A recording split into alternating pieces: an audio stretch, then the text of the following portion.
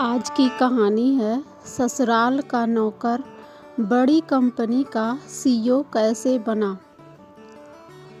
गांव के एक छोटे से घर में रहने वाला बलराज पढ़ाई में होशियार था, मगर गरीबी के कारण उसकी पढ़ाई पूरी नहीं हो सकी।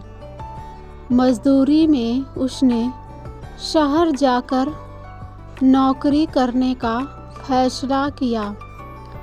उसके रिश्तेदारों ने उसे अपने ससुराल में एक नौकर के रूप में काम दिलवा दिया।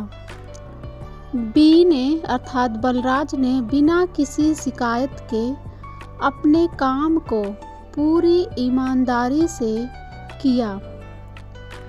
संघर्ष और सफलता की राह में बीके मालिक एक बड़ी कंपनी के मालिक थे। उन्होंने देखा कि बी सिर्फ मेहनती ही नहीं बल्कि बहुत समझदार भी है।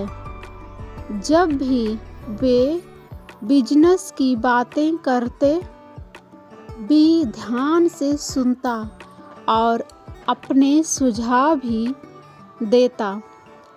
शुरुआत में किसी ने उसे गंभीरता से नहीं लिया, मगर धीरे धीरे उसकी समझदारी लोगों को प्रभावित करने लगी। एक बड़ा मौका। एक दिन कंपनी में एक बड़ी परेशानी आ गई। एक डील कैंसिल होने वाली थी, जिससे कंपनी को भारी नुकसान हो सकता था।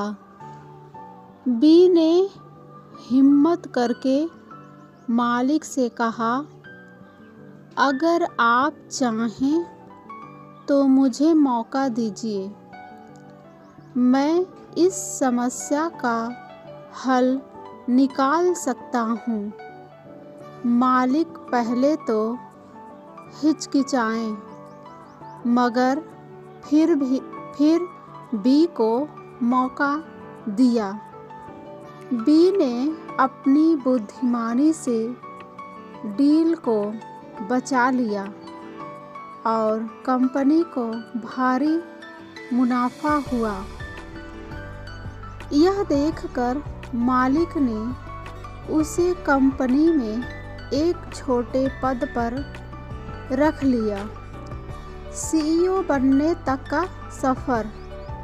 बी की लगन, मेहनत और दूरदर्शिता से कंपनी दिन ब दिन तरक्की करने लगी।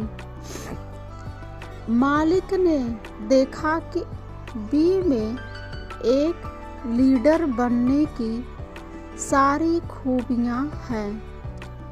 कुछ वर्षों बाद जब मालिक रिटायर हुए तो उन्होंने बी को कंपनी का सीईओ बना दिया। अब बी वही नौकर नहीं था, बल्कि अपनी काबिलियत से एक बड़ी कंपनी का सीईओ बन चुका था। उसकी यह सफलता उन सबके लिए एक प्रेरणा बन गई, जो मेहनत और ईमानदारी से अपने सपनों को पूरा करना चाहते हैं। हमें अपनी मेहनत और ईमानदारी से हर काम को लगन से करना चाहिए। कोई काम छोटा नहीं होता है।